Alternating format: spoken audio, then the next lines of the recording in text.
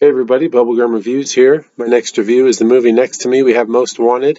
This is a first time watch for me. In this, we have Keenan Ivory Wayans, John Voight, Eric Roberts, and Paul Sorvino. So, a little quick summary into this is Keenan Ivory Wayans is a U.S. Marine who got accused of killing his superior, and he ends up getting transferred to go to prison and escapes with the help of some people, and they hire him to do a job only to turn around and frame him for said job.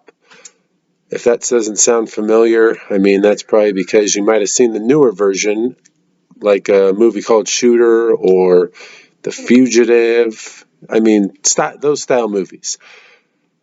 So let me just go over the bad stuff. So the writing in this was not good, and I hate to say it just because Keenan Ivory Wayans was the writer, but he literally wrote himself to be some like doesn't say nothing, straight to the point business only. Like, why not throw a few jokes in there, make your guy kind of loosen people up? That was not well done.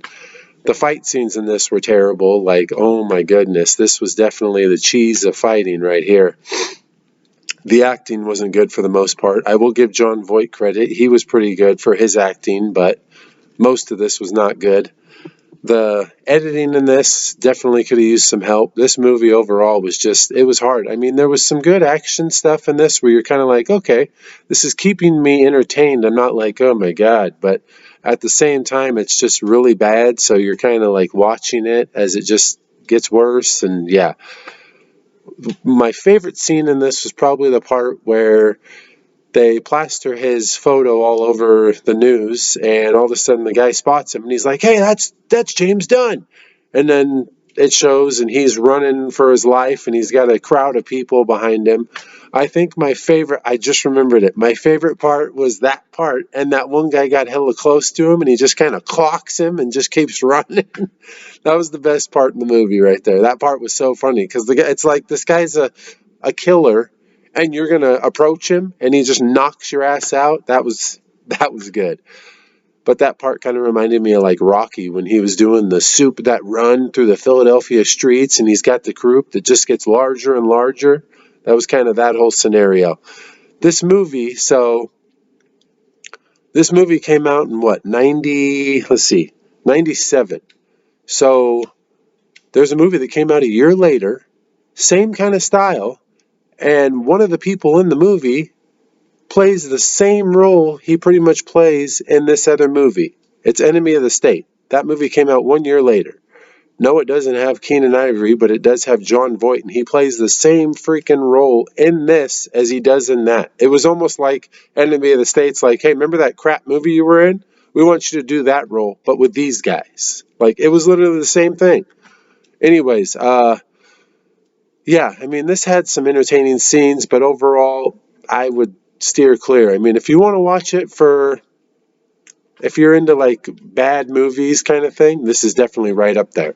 So, director in this, we have David Hogan, who the only other movie he's done that I haven't seen, but I am familiar with, it's Pamela Anderson's Barbed Wire.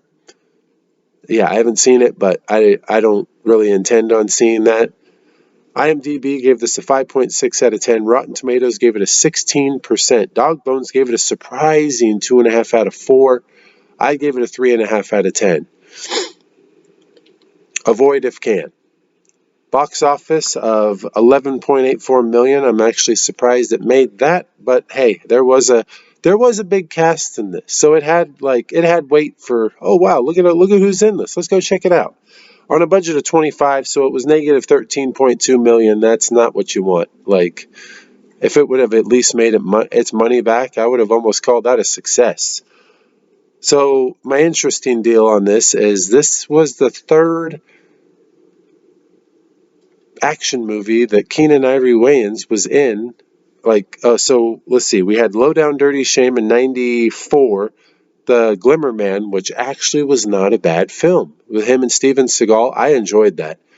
That was in '96, and then this in '97. So in 3 year span, he was in three relatively high profile movies. Did they all do good? No.